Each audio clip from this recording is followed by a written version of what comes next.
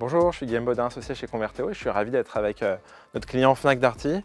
Évidemment, Fnac Darty, tout le monde connaît, vous êtes dans le top 10 des sites e-commerce en France. On a un enjeu de data quality qu'on a pu craquer ensemble. La data quality rapidement, c'est le monitoring en continu de la qualité de la donnée produit. On a 20 millions de références actives dans nos catalogues, 2 millions de créations de produits chaque année.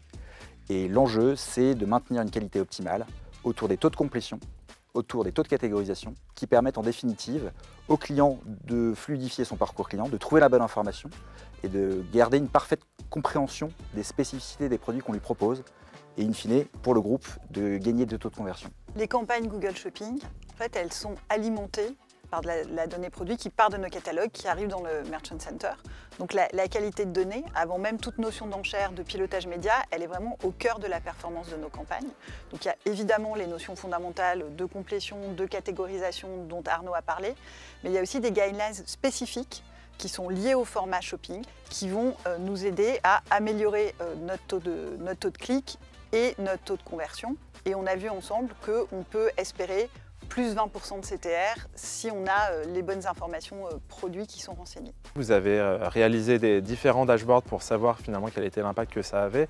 Et puis derrière, on a développé une plateforme ensemble, Medusa. Medusa, c'est une plateforme de validation automatique des catalogues marketplace qui permet de filtrer les produits créés par les vendeurs marketplace et de les valider ou de les rejeter automatiquement en fonction de la qualité des produits.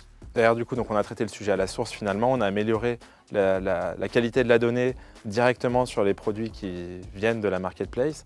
Qu'est-ce qu'on a pu faire finalement sur Merchant Center dans l'analyse des flux? Comment est-ce qu'on a pu finalement améliorer les choses également de ton côté, Émilie, côté acquisition? On a fait un audit ensemble pour essayer de comprendre ce qui se passait à ce niveau-là. Et il est ressorti de cet audit qui a analysé un certain nombre de critères, qu'effectivement il y avait des sujets autour de la complétion, des sujets autour du fait qu'on utilise beaucoup de descriptifs en doublon.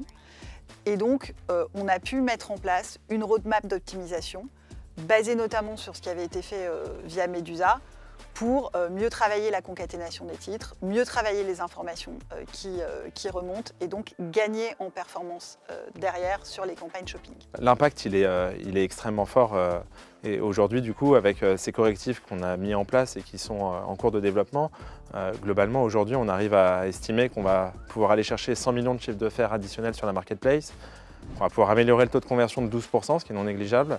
Et puis derrière, apporter un chiffre d'affaires additionnel également via les campagnes shopping, qui est estimé à plus d'1 million d'euros, ce qui est non négligeable, j'imagine, surtout dans ce contexte macroéconomique. Merci beaucoup, Émilie, merci Arnaud pour votre témoignage. À très bientôt.